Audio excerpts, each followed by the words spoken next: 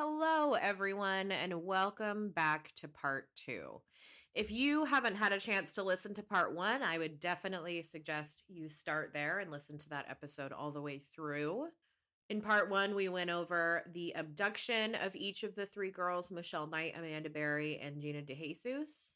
And we got a little bit into what their captivity looked like, but this episode is going to be much more in depth about what it was like living in that terrible house of hell. Also, don't forget, this story does have a happy ending. So even though you have to sort through all the nasty bullshit to get there, it does end up being a happy ending. So keep that in mind as you're listening to all the terrible through this episode and part one. Hello and welcome. What the fuck? We'll just restart that. Blip, blip, blip, blip, blip. Here we go. Hello and welcome to Three's a Crime, a true crime podcast. I'm Tori. I'm Emily. And I'm Lindsey. And that's our intro. Here we are professional podcasters. We're podcasters, bitches.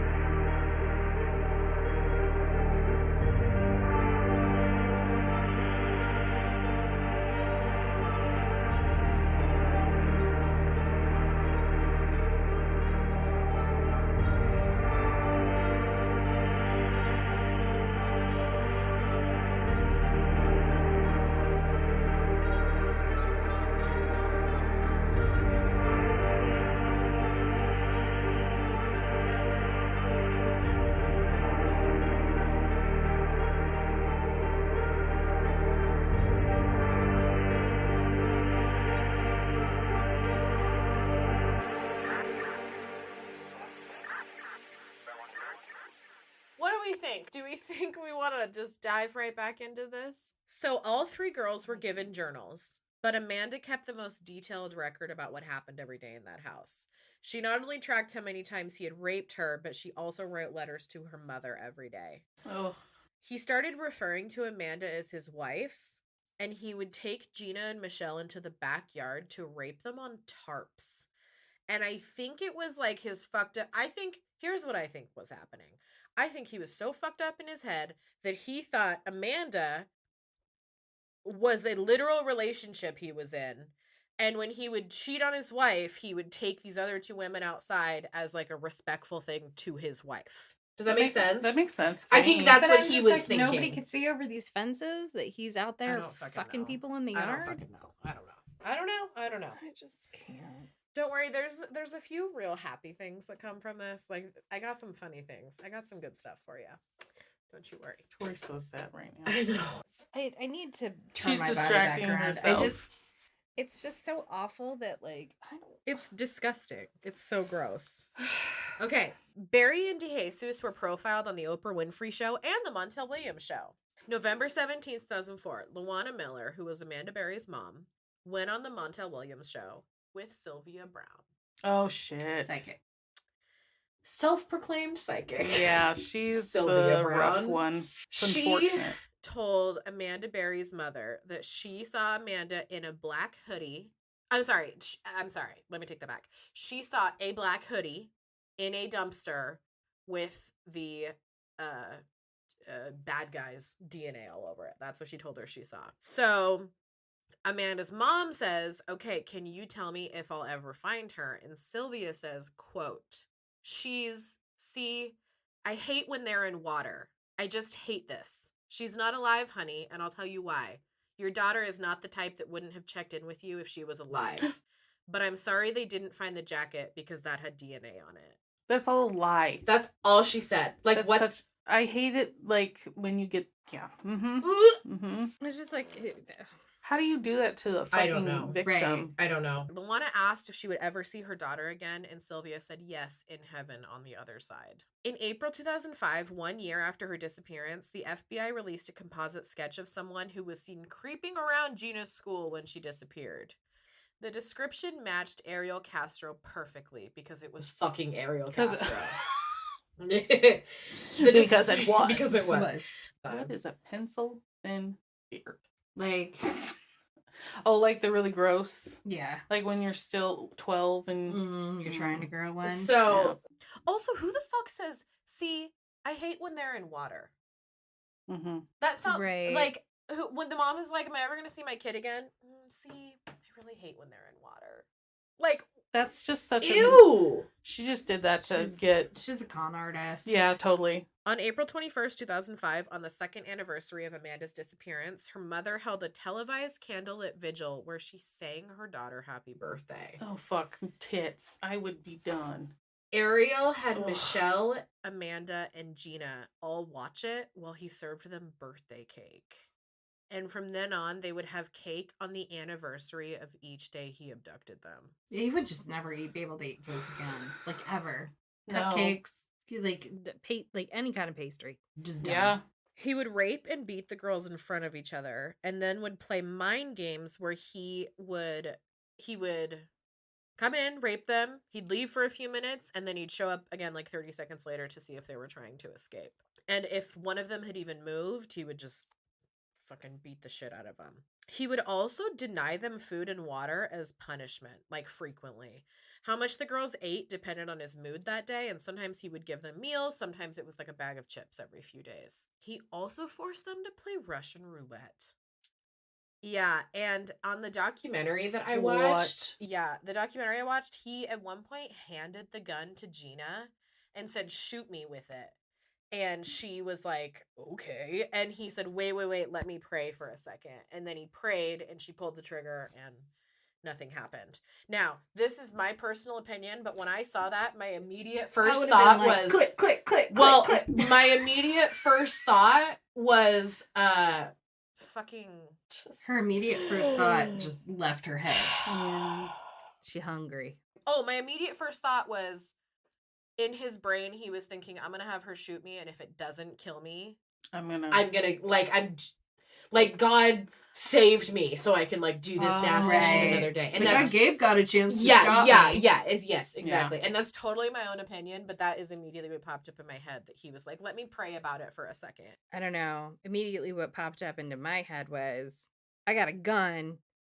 I'm gonna keep going. But then, what if it didn't have any bullets? What if you did that and he would beat the fuck out of you because he'd be like, he's gonna beat the fuck out of you anyway. I know. But why make it more hard on yourself? I'm not criticizing. It's so easy. We have never... in the safety. Yeah. And never having been in remotely that type of position to say, well, she's also 14. I was gonna say, she's also she's a 14-year-old girl. She's probably never held a gun in her fucking life. She probably is just... Well, and even if she had, there's no saying that she was, would know how to aim it, that she'd hit him. And I also believe that he told her that he would let her go one day too. He also told Michelle, once I get 2 girls in this house, I'll let you go. He consistently said it. So I would just, I feel like I would just assume that he was never gonna let me go. He can't. Well, I'm sure they probably did as it went on. But in the beginning. Right. But yeah, that's my guess. Well, and everything that I saw said there were so many chances that came up where they had to decide, do I make a run for it or do I... Okay, again, think about the band is playing on Saturday night. Do I scream again and hope that someone hears me? Or nobody hears me and he beats the fuck out of me? Or they all hear me and they know I'm down here and there's a huge fucking gangbang with all of his fucking friends. Yeah. Or you just don't know. He killed a puppy in front of one of them. You Yeah. don't... This is not a stable man. The sense of, I'm going to put a TV in your room so you can, not be bored to tears, but also, rape you 5 times a day is so out there. I can't. Yeah. No, we will never understand. We will never understand. Their showers were also limited to about once a week, where he would force them to shower with him. Ugh. After he raped them, he would throw cash at them like it was a consensual transaction. And if they wanted something like a new coloring book or a notebook, he would go, well, you have money, you're responsible for paying for it. Soon after, Amanda became pregnant with Ariel's baby, which he was hella excited for because, that's his wife. My wife is pregnant. So that one, he didn't beat the baby out of her. March of 2006, Amanda Berry's mother died of heart failure. Oh she literally died of a broken heart. After Amanda's mother heard from Sylvia Brown that her daughter was dead, she basically lost all hope, and she started to take down pictures and even gave away her things. Con artist. Fucking flim flam, man. Get the fuck out. You gotta remember what we said about mediums and mechanics. If you have a weird feeling about it, trust that weird feeling. Trust your 'cause it's intuition. telling you no. It's just, that's so, Just to like, that to me is just and she so probably tragic that her mom believed her. never saw her daughter get rescued. Right. Like, it just kills your soul Not in to Yeah. know that. this land. Not here. Yeah. And she I just got goosebumps. Footage of her mom, goosebumps again. Just makes your soul hurt. That would probably be my mom. But Yeah, she wouldn't have lasted that long. Just the desperation and like, please. Your mom like, would have looked at just... Your mom would have looked at Sylvia Brown and been like, Oh, bitch, I know where she's bitch. So Amanda actually found out her mom died because Michelle and Gina were watching the news about it. And Gina, like, in passing, said to her, "I'm so sorry for your loss." And she said, "What loss?" And she said, "Your mom passed away." And she just, like, lost it. She just lost her fucking mind. And she's also been writing letters to her. I was going to say, she's writing her letter. Oh my God. That was, like, her, like, I'm going to get back to my family. And give her these letters. Her mom was, like, keeping her alive, basically, because she knew she wanted to get back to her mom. At one point, he brought his grandson to his house and told the girls to hide their chains so that they wouldn't scare him. When the toddler, like, walked into the room and saw the women, even though their chains were hiding, he immediately started screaming. Immediately was like, "Fuck this noise!" Like, I don't want to be here. It probably looked terrible. Yeah, and he was like 4, like 3 or 4. And he started screaming for his mother. And a few weeks after that, Angie Castro, who was the little boy's mother, with her husband, and Emily Castro with her boyfriend, came to the house demanding to know what the fuck this toddler saw, because they were like, he is scarred for life. Some shady business is happening here. Unfortunately, they called him ahead of time to say that they were on their way. Probably because they didn't assume he was harboring women in his basement, you know? So he moved the girls to the basement and chained all three of them to the pole, wrapped all 3 of their heads in duct tape after shoving dirty socks into their mouth, and told them if they made a noise, he would kill them. So they get there, they're like, "Show me, what the fuck is going on." He's showing them, he's like, "See, nothing's wrong. It's the same house." And they're like, "Show me your basement." And the girls are downstairs hearing people say, "Show me your basement. Open the door." And they're like, "This is it. Oh my God. It had been padlocked, and he said, "Oh, it's flooded. Like, it's a foot of water down there." Some stupid ass excuse. And convinces his family that there's nothing wrong. After the family left, he went downstairs and removed the duct tape, force-fed all 3 girls, and left them chained together to a pole in the basement for 3 fucking weeks. Every day, he would come down, bring a girl upstairs to rape her, chain her back up with the other 2 girls in the basement when he was finished. After 3 weeks, he moved the 3 women into his van in the garage, where he chained them inside in the middle of summer for 5 days. Oh my God, that would be so hot. Yeah. Lucky they didn't die. In December of that year, Michelle became pregnant for the 4th time. When Ariel found out, he stopped feeding her and force-fed her soda only, and kicked and punched her stomach until he killed the unborn child. On Christmas Day, Amanda went into labor, and Michelle was actually forced to deliver the baby for her. And when the baby arrived, she came out blue. And he was like, "Something's wrong, fix it." And Michelle's like, "I have no idea what I'm doing." And he's like, "If you don't fucking fix this, like, I'm gonna kill you." So Michelle starts, like, resuscitating the baby, and the baby starts crying. The baby's name was Jocelyn. Yes. And she's fine, just so we're... Okay, because you said was, and I was like, no. Sorry, her name is Jocelyn. I apologize. Apparently, Ariel loved this little girl. They said nothing weird happened. He never physically, like, hurt her physically or did anything. I mean, not that I think that he can actually feel love, but I'm so glad that he was endeared to her that way and she didn't go the way of the puppy, because that would be like, nope, I'm leaving. I think that this is why they survived. I think Jocelyn is the reason they survived. Ariel was, like, obsessed with Jocelyn, and he actually would take her everywhere. Like, and nobody shopping. Was like, where did you get this baby? He said that it was his girlfriend's kid. And they just believed him, you know? I mean, yeah, you believe that, right? You'd be like, oh, cool. Yeah. Yeah. When she learned how to speak, Ariel made Michelle and Gina change their names around her so that she couldn't mention Michelle and Gina to anyone outside the house. Just in case people were able to put two and two together. If she's like, oh my God, my Aunt Gina, my Aunt Michelle. And they're like, Right. And they also had nicknames for her. They said that Jocelyn completely like brought a light into their lives because they had a baby to play with and teach and like just Look love after. on, and something. Man. These poor women have been fucking chained up together or separately in the fucking pitch black for like forever.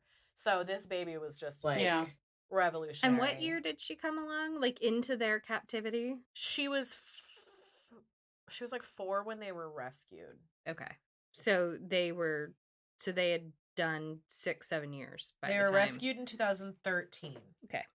Cool. 2009 was when the baby was born. Okay. He also took Amanda's chains off because he didn't want to scare Jocelyn, but only Amanda. I believe after a while he let all of their chains off. And at this point, again, had him for many years. And he probably is, I mean, you're not going to leave. Yeah. You're not going to leave, No. right? You have no hope. Like, you're just... He's like convinced that he's just destroyed them so much that they wouldn't even consider And leaving, then what are they going to do with the baby? Like, the baby? Yeah, They can't leave her there. No. Amanda had even set up an entire, like, school in her room. So she asked him to go get her, like, classroom decorations, so the alphabet and colors and everything. And there's, in the documentary, it shows the room when they were rescued, and it looks like a little mini like kindergarten. Yeah. She taught her how to read, write, and it is just amazing. So on April 3rd, Ariel made an illegal U-turn on with his school bus with children on the fucking school bus because he's a dumbass. He made a U-turn with kids on the bus in front of teachers and parents. Like a full-on So was this the U-turn. bad judgment? It's all kind of wrapped around this bad judgment. There was another internal investigation. He's union. He only got suspended for 60 days again. In November of 2010, a neighbor heard banging coming from Ariel's house.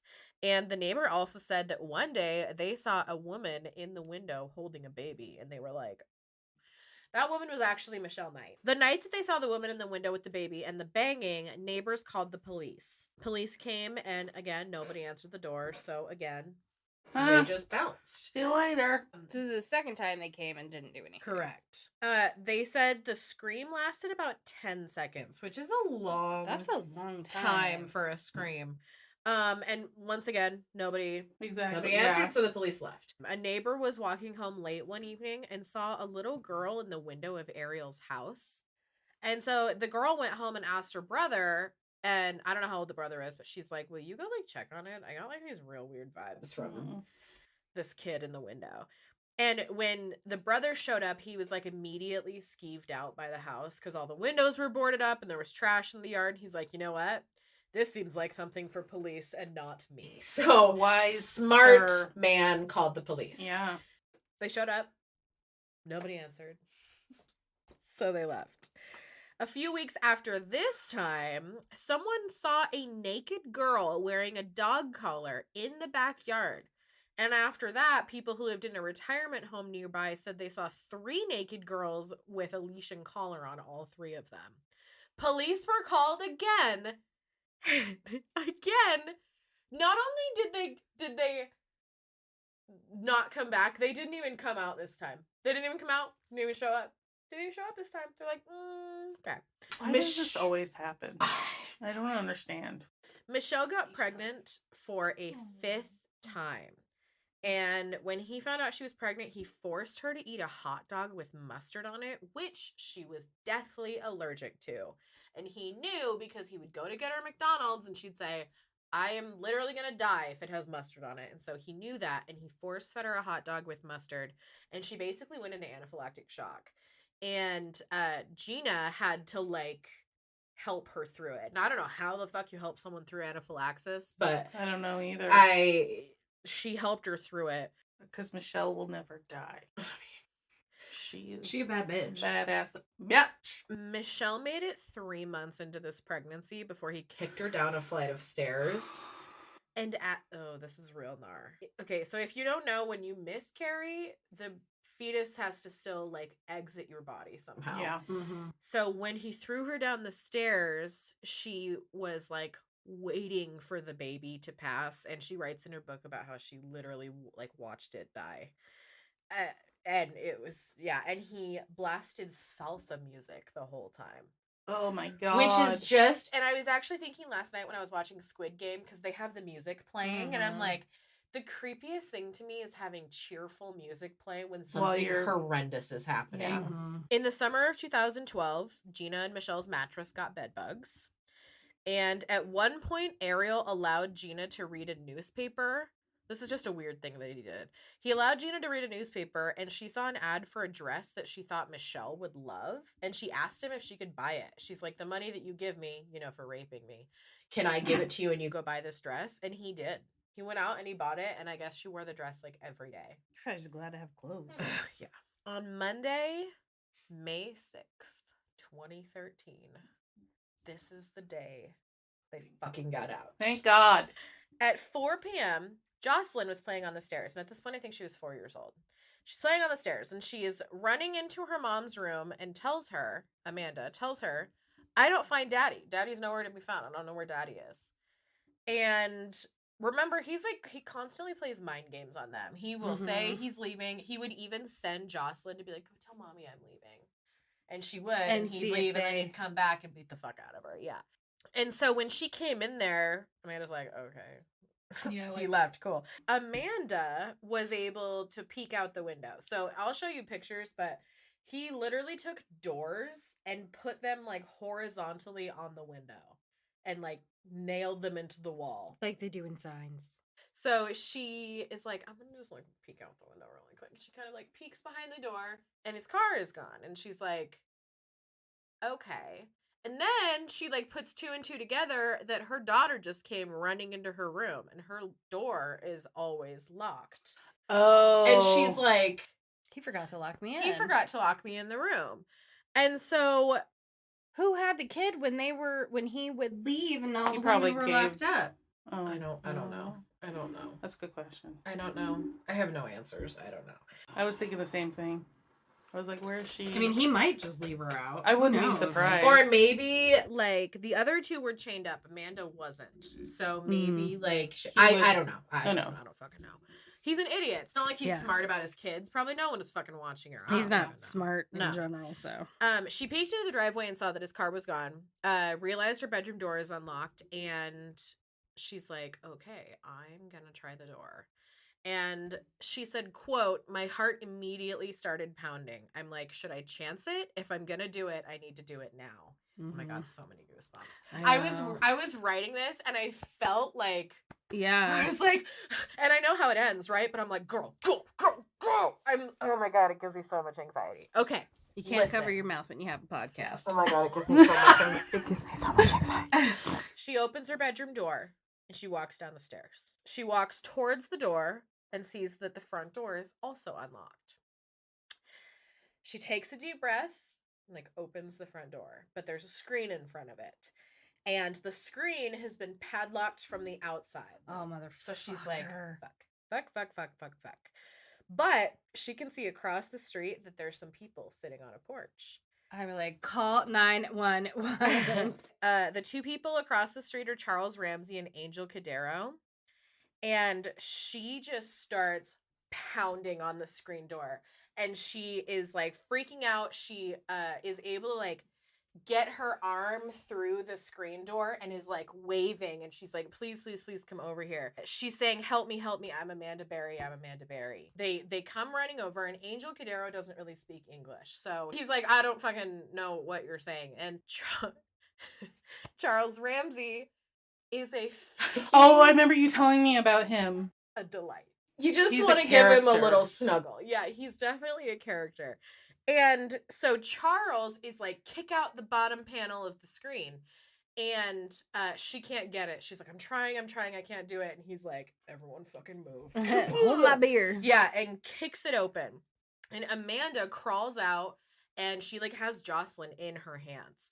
And they run across the street and they call 911. I'm gonna play you the phone call. You fucking bitch.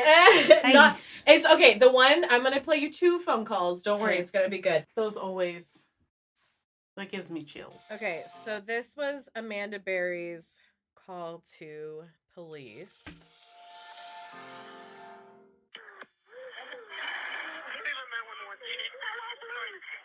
me, I'm Amanda Berry. You need police, fire, or ambulance? I need police.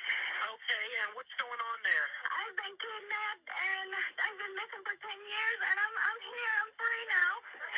Okay, and what's your address? And then they just go to get more information. But when she says, I'm Amanda Berry, I've been missing for 10 years, I'm here, I'm free now, you just like... Now, across the street, Charles Ramsey, who is the character, also calling the police. And I'm going to have you listen to it. And then it's a little hard to understand, so I have the transcript too, but it's gold. Okay? Are you ready? Yeah, Yes. hey, bro, I'm at 2207 Seymour, West 25th. Hey, check this out. I just came from McDonald's, right? So I'm on my porch eating my little food, right? This broad is trying to break out the house next door to me. So there's a bunch of people on the street right now. So we like, well, what's wrong with you? What's the problem? She like, this been kidnapped me and my daughter, and we've been in this bitch. She said her name is Linda Berry.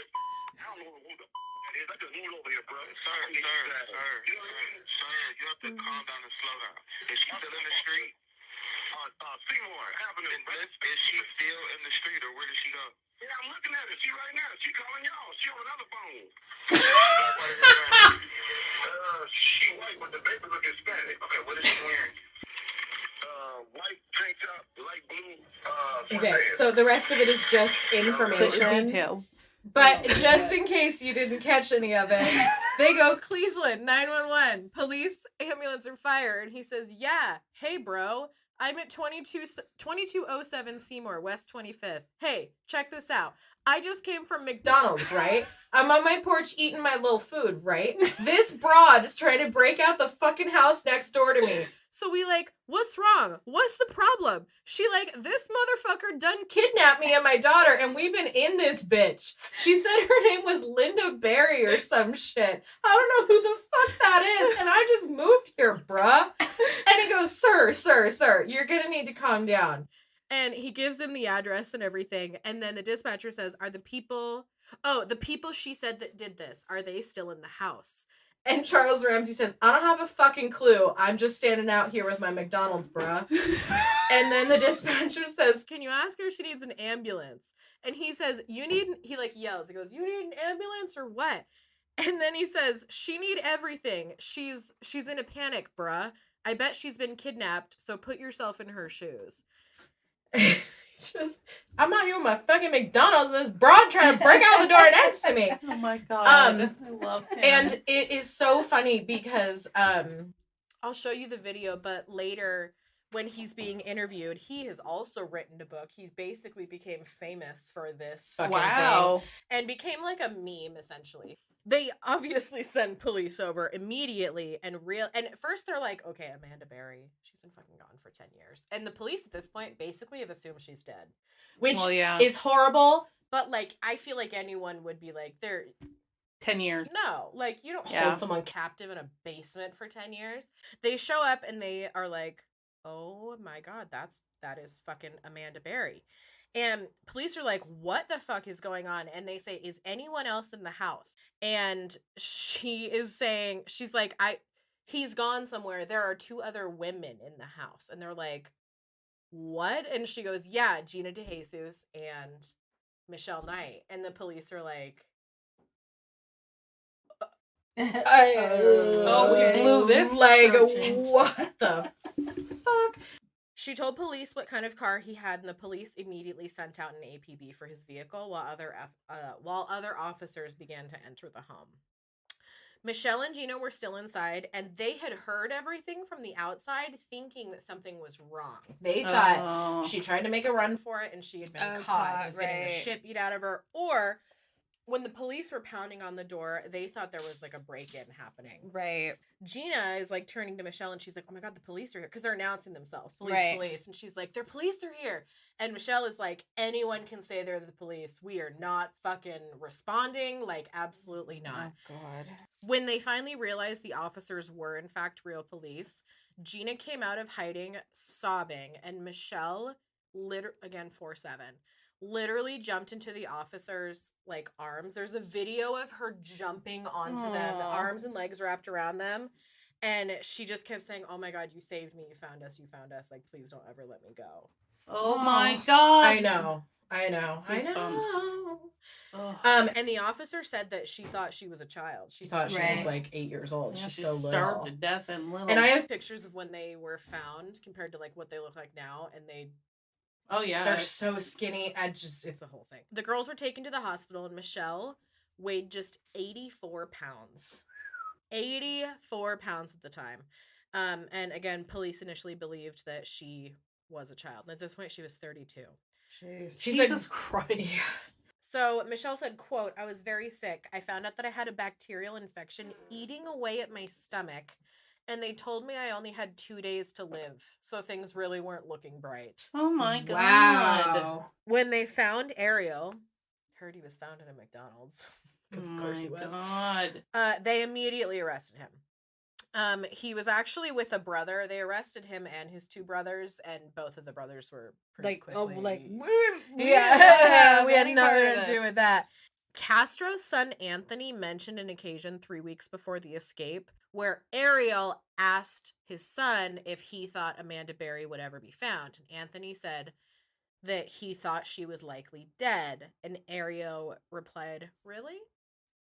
You think so? Oh, he's such a fucking piece of shit. Castro made his first court appearance on May 9th, where his bail was set at $8 million. Prosecutors intended to seek the death penalty, and a Cuyahoga County grand jury returned a bill of indictment with 977 counts against him. Good. 512 counts of kidnapping, 446 of rape, 7 of gross sexual imposition, 6 of felonious assault, 3 of child endangerment, 2 of aggravated murder for the fetuses that he killed, and 1 of possession of criminal tools. I kind of feel like the rape charge seems low because he had them between 10 and 11 years and raped them on a daily basis. Evidence, maybe. Maybe there's. Well, yeah, that's true. They said the biggest piece of evidence of what he did to them was her journals. Oh, and I would think Jocelyn. Well, of course, yeah, but he could have argued that they consensually had this child. And that's what he's. If you watch videos of him, he's so gross. He's so skeevy. I've never watched anything of him. I couldn't. Oh, the video, I watched it last night. He literally says almost all the sex we had was consensual. They even asked me for it sometimes. And I would fucking ask you for it if I thought it was gonna keep me alive too. You know what I mean? Like, do what you can. Like, that doesn't make it consensual. No. That's called survival, dear. Yeah. You fucking douche canoe. Referring back to Signs, there's a scene between Mel Gibson and Merritt Weaver where she's like trying to confess, and she's like, I swore, 37 times. And then she's like, wait. She's like, is douche a swear word? Or something like that. And he's like, I don't know, I guess it would depend on how it was used. She's like, Kyle, you are such a douchebag. He was like, then it's a curse. And she's like, okay, then it's not 36, it's 72. Castro pled guilty on July 26 to 937 of the 977 charges against him, including charges of kidnapping, rape, and aggravated murder. I mean, if you're going to accept that many. It was part of a plea bargain. To take the death penalty off the table. It called for consecutive sentences of life in prison plus 1,000 years without the possibility of parole. Under the plea deal, he forfeited his right to appeal, and he could not profit in any way due to his crimes. He also forfeited his assets, including his home, which would end up being demolished. Thank God. BT Dubs, I looked up the address on Google Maps, and they have blurred out the location. Yeah. Did they rebuild? Nope. Wow. They just demolished it. Oh, you're going to love it. You're going to love it. At the sentencing hearing on August 1st, Castro was sentenced to life in prison plus 1,000 years without the possibility of parole, and he was also fined $100,000. Pretty good. I mean, not enough. it's never enough. No, But no. that's pretty I good. mean, That's pretty good. we've had, I mean, like compared with like what Rodney Alcala got, Yeah. you know, the multiple times he Yeah. was doing crappy stuff. Before his sentencing, Castro addressed the court for nearly 20 minutes, which he interrupted the judge multiple times, and it pissed the fucking judge off.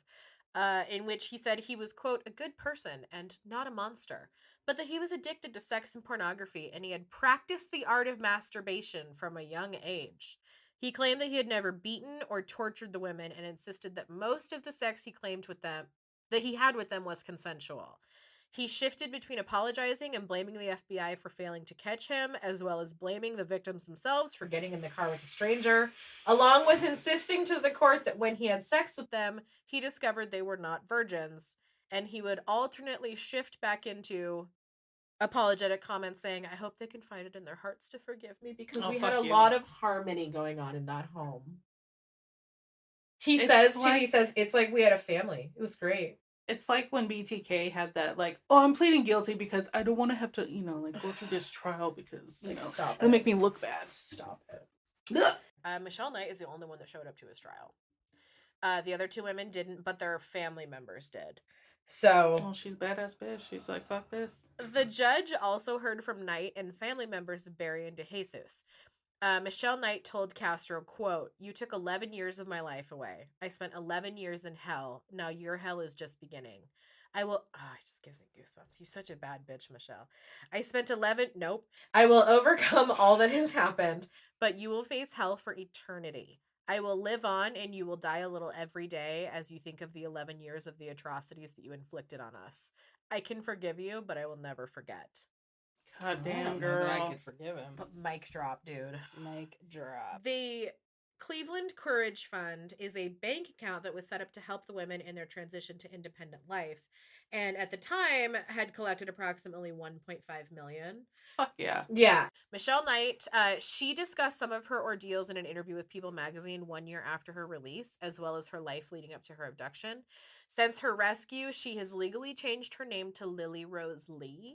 Aww. And she is covered in tattoos, just like Lindsey. She is. And she says that she used that as a way of coping with everything. That's what I use them for. So if you remember, Michelle was abducted on the way to get custody of her son back. Mm-hmm. And Joey was adopted by his foster family while she was in captivity. And when she got out, they contacted the family, and apparently the family was really great, but they were like, we don't know. It's too, I think it's too much. You know, and this is one of those really, you know, it's just such a really, really hard situation because she was abducted. Like, her rights were terminated without her consent. Totally. Without, you know, and so she, you know, she has rights. Right. Like, they can say, well, we don't want to see, we don't, you know, this will be too much for him. But she could still sue for parental rights, you know, and probably win. But she's been missing from his life for 11 years. And so his now parents are great. Right. And so Yeah. now he's got to be what, like 13 or, something like that. You know, because he was 2 or 3. So he's probably 13 or 14, a teenager. And yeah, like, that would be incredibly... Like, he might not even know he's adopted yet, That'd let be alone that his Right. mother, his birth Yeah, mother 'cause was... She'll Right. just have to wait till he gets older. Yeah, and and then she makes the decision. They send her pictures all the time. Well, And that's see, right. I think that's great. That's what fair. I want to say though is that regardless, like, she still could have, like, she could have fought for him. She Yeah. could have got him back. And I think that shows what a true mother she really is. Totally. 'Cause she to knew the best decide- interest. You know, and also, she's a bad bitch, but man, that is 10 years of constant trauma. I've got salt and pepper trauma all through my existence, but not like 10 years of concentrated. Well, Not to 30, mention what she like had 30 years. Well, I was going to say, Yeah. not to mention what she had before that. Like, she totally did the right thing. Like, she Totally, needed to take care of herself too. I wouldn't be can't able to imagine. take care of a child. And in not that even a state. child, like a teenager at this point Oof. who doesn't know you. Yeah.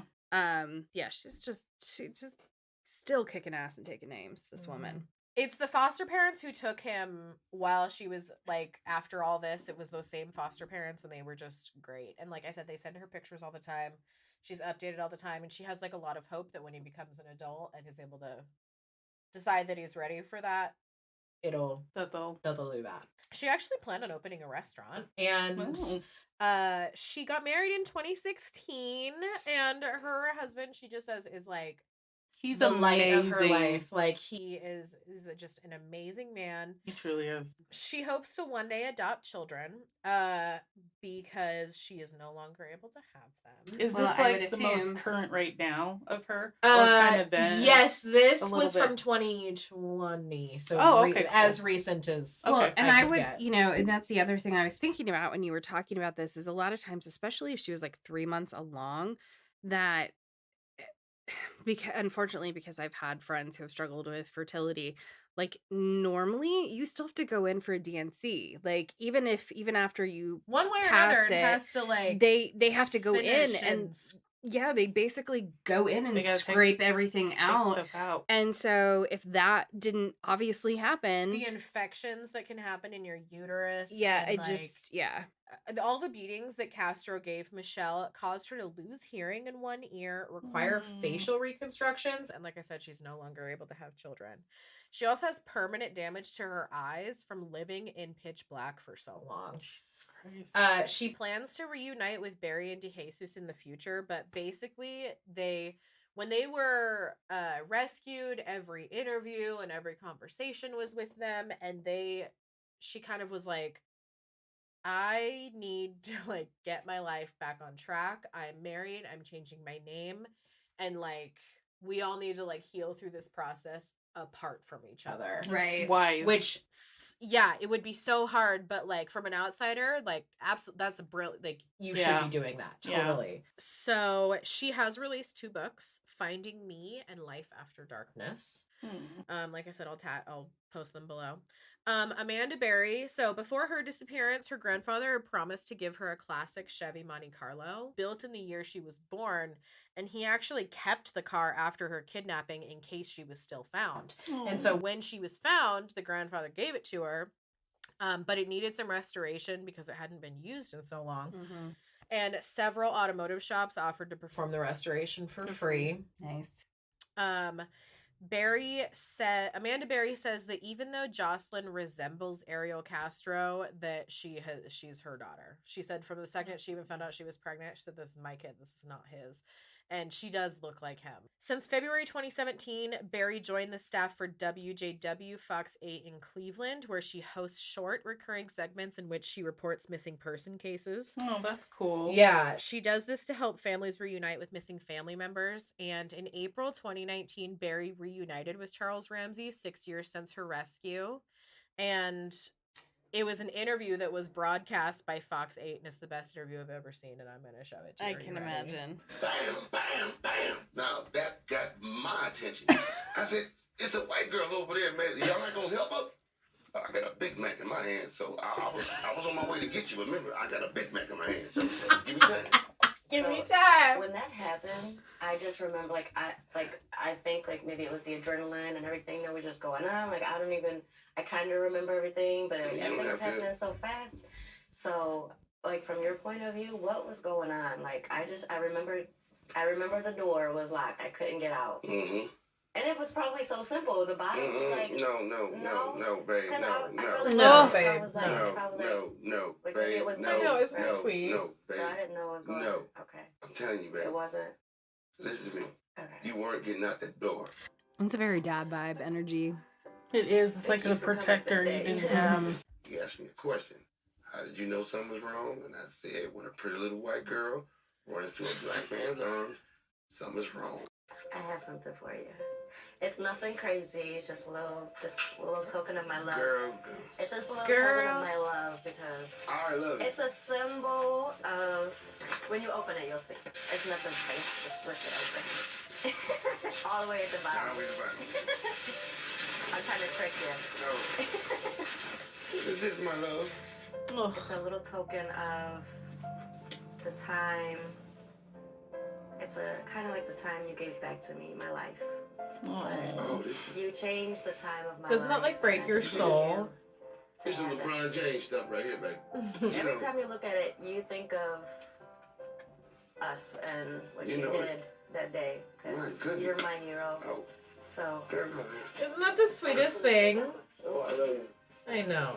Oh God. Oh, Lindsay's crying. Oh my god! I can't stop it because now I'm gonna go. It's easy for me to cry right now.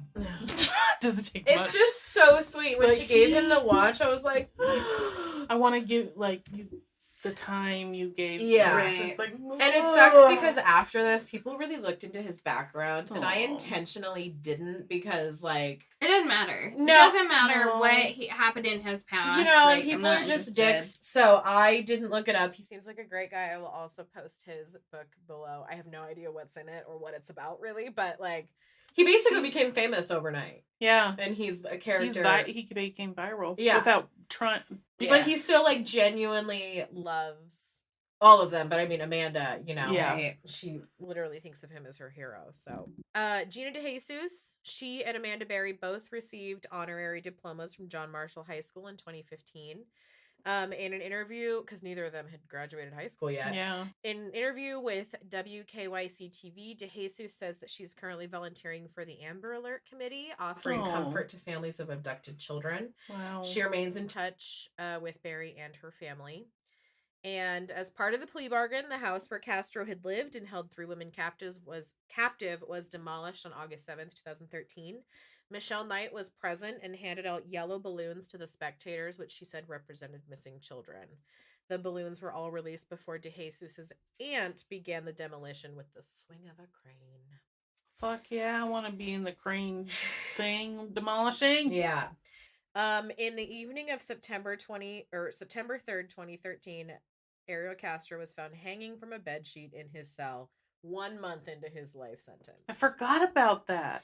He was 53 at the time of his Fucking piece of death. shit. Prison staff performed CPR on him before they announced that he was dead shortly after. Before he was pronounced dead, not announced dead. Pronounced dead. The following day, Franklin County Coroner Jan Gorniak announced that a preliminary autopsy had found that the cause of Castro's death was suicide by hanging. And the reason that was a question was because there was a possibility that he died of like erotic asphyxiation. Mm-hmm. But all the coroners found it was suicide. On October 10th, 2013, the Ohio Department of Rehabilitation and Correction released a report which suggested that Castro may have died accidentally from the autoerotic asphyxiation rather than suicide. But Gorniak rejected the possibility, standing by her ruling of suicide. Castro was not on suicide watch at the time of his death, but had been subjected to routine checks every 30 minutes.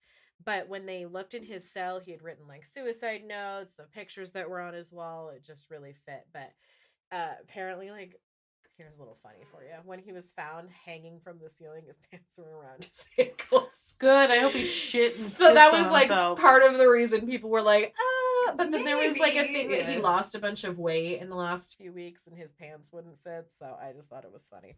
I wonder how it was in jail, or if they kept it separate. That could have been part of it. I don't know. How he abducted kids. Yeah. 2 kids, even if one of them was 21, it doesn't matter. Yeah. And you don't do well in prison with that. No. I saw that he had a lot of harassment from other inmates. That's what I was wondering. Okay. Yeah. All available evidence pointed to suicide, including a shrine-like arrangement of family pictures and a Bible in his cell, an increasing tone of frustration in his prison journal, and the reality of spending the rest of his life in prison while subject to constant harassment. In an interview with his daughter, Emily Castro said that he never abused her or her siblings. She said her father doted on his daughters, and he was actually overprotective. They never knew that he was using his daughters to lure women into his fucking house. I can't imagine being her and like you're friends with one of them. Well, and now you're a sister Yeah. to Jocelyn. It's just. He even insisted that his daughters cover up in public, wearing shorts under their skirts, t-shirts over their bathing suits, and like... Yeah, because he knew what was out there. Him. Yeah. Yeah. He even said, like, you should shower with underwear on. We are not Gross. David Cross. We're not never nude. We are not never nudes here. Arrested Development. Yeah. Anyway, Watching Emily's just like I putting have it because here, I'm fucking and now she's waiting wrapping it around. to tell you the big Okay. bombshell I've been Yeah. waiting for. I didn't know there was a bombshell. In a super gross turn of events, Ariel Castro's daughter, Emily Castro, is serving 25 years in an Indiana prison for slashing her baby's throat 4 times. Yes. You fucking chatty Cathys. God damn it. Oh, don't you even start, bitch. Well, and I mean, I could Fair. have gone the rest of the day without actually knowing that. Holy fuck. Emily Castro was sentenced to 25 years at the Rockville, Indiana Correctional Facility because she 25? tried to murder her 11-month-old daughter, but the baby survived. Oh, Thank okay. God for that. She did it 4 times the day after the baby's father moved out of their Fort Wayne home. Police found Emily Castro covered in mud, water, and blood after responding to the 911 call from Emily Castro's mother, Grimilda Figueroa, Ariel Castro's first wife that he beat the fuck out of. I don't know that I believe that Emily was a very, like... Well, after hearing all of that, I think probably... Well, I'm just saying, I don't know. I just am not 100% sure I believe that she didn't know anything was going on. But even still, she's obviously not okay in the head. Yeah, No. that's what I was thinking. Like, So, this might have just pushed. This was like well, there obviously mental illness runs in the family. I was going to say, that's my and feeling she about had problems with mental health for a while, but she was 19 at the time of the attack. At the time of the attack on the baby, and she had a self-inflicted knife wound to her neck and her wrist. So was it And like, she tried like to murder drown- suicide? She tried to drown herself in a nearby creek. I don't know. Okay. Emily That's what it sounds Castro. like, right? Yep. Like, kill the baby, kill herself after the boyfriend leaves. She tried to rely on an insanity defense, but was found competent to stand trial, and she was found guilty but mentally ill on January 17, 2008. She appealed on the grounds that the state did not comply with competency hearing and sanity evaluation requirements, and that her sentence was an abuse of discretion. Her appeal was denied. She got out in 2019. I can't find anything. That was when she was supposed to get out, so I assume she got out. I can't find anything on her. Wait, past she was that day. sentenced to 20-something years? Yeah. That's probably the COVID thing, in maybe, what too. year was or- she sentenced? 2007. Yeah, that's definitely not 20 years. I mean, She was probably 20 years would have doing been better. 2027. Well, fuck. She was probably... Well, now I feel like I should look into that. I was just going with him like, yeah, numbers. And you go, maybe COVID, but COVID Yeah, was... no, I know, and then I I- realized, no, it's 2019. I will look into that and I will get back to you. We'll get back to you. Honestly, I spent so many hours writing this thing that's 12 pages. Yeah. So, like, my brain give you, just give you kind the of pass. it all morphs into one piece Right. of information. So So it was like basically the whole time that, or for a large portion of the time that he had Emily's friends, she was in prison. They got out in 2013, and she was... yes, And yes. she 'cause went she to- went to she was prison in 2007. before- Yeah. Then that was during the time. So I take back my, I don't think she knew, or I don't think she didn't know about it. So that, yeah, I take back that finding out everything. Like, I thought she found out everything, had a break. and Oh, Right. that's what But- you mean. No. No. Yeah, I think she was just very unstable. So, and it just When you came don't to take a care of head. your mental illness, it will... I mean, finding out that your dad, that for all your life was great, finding out he had 3 goddamn women chained to his basement and a baby with one of them after killing 5 other unborn babies. I just hate to be like, yeah, but to she's wrap no your brain angel around either. I mean, Who? but she'd already done Emily? what she did before that happened. Yeah, no, you're right. You're right. So you're she doesn't get to use that That's as an fair. excuse. That's right. Well, that is my fucking story.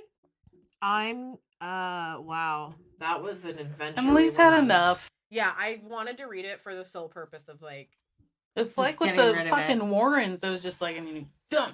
Read it. Mm-hmm. Throw yeah, it gross. we all And it's like one of the ones I've wanted to do. It was, Yeah, like, you've talked one about of this the since the first beginning. ones, Yeah. for a while, and I'm glad it's done. I'm glad Yeah, it's over. sometimes some of these cases that we think we It's want to like- do, once you get into it, you're just like, man, this is not where It was this is like not my where I want my top- headspace to be. Yeah, it was like my top 3 true crime stories to be able to tell one day, but it fucks with you. Yeah, Yeah, the it's book I'm never reading enough. right now is fucking me up.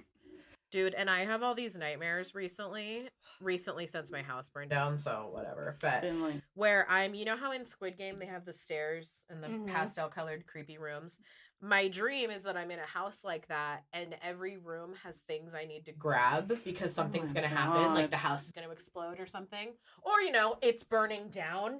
So I'm like running into bedrooms. For sure. Yeah, that's fucking PTSD if I've ever heard it. And I'm going into rooms grabbing like photos, but then I'll go into a next room and there's like 500 more photos that I didn't know that I had to have, and so I'm like trying to beat a clock to like get them all out of the house, or there'll be like my animals or fucking random bullshit, a candle that I apparently have some sentimental value to in my dreams. So that's how your brain works in true crime worlds. Hey, remember who you are and what you represent. We love you. We're sorry. Don't represent icky poop. Yeah. Don't kidnap people. No. Don't harbor them in your basement. Do not torture people. Do not rape people.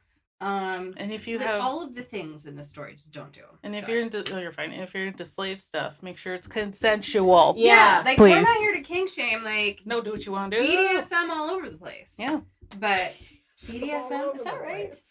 BDSM. Yeah, bondage. Yeah. BDSM all over the place. Yeah. But it is. But it has to all be consensual. Yeah. And have a safe word. And don't use. And if they're under 18, it's not 50 Shades. And don't use the word 50 Yeah, Shades. If you're under 18, you doesn't can't matter consent. how much she says yes or he says yes. Can't do it. Wow, that was a bumfuck of a fucking roller coaster ride. Go listen or watch something fun, guys. Yeah, I will also. You guys really should watch. I mean, now I've ruined your life, but the Cleveland Kidnapping movie. It's just a good movie. Like it's just good. I will watch it. I will not watch it tonight. Skip past the dog part. Very down. You see it coming. I'm done. So. I'm gonna go home and have to put on like Christmas. Sound of Music or Elf. Maybe Elf. Okay. We love you. Goodbye. Bye.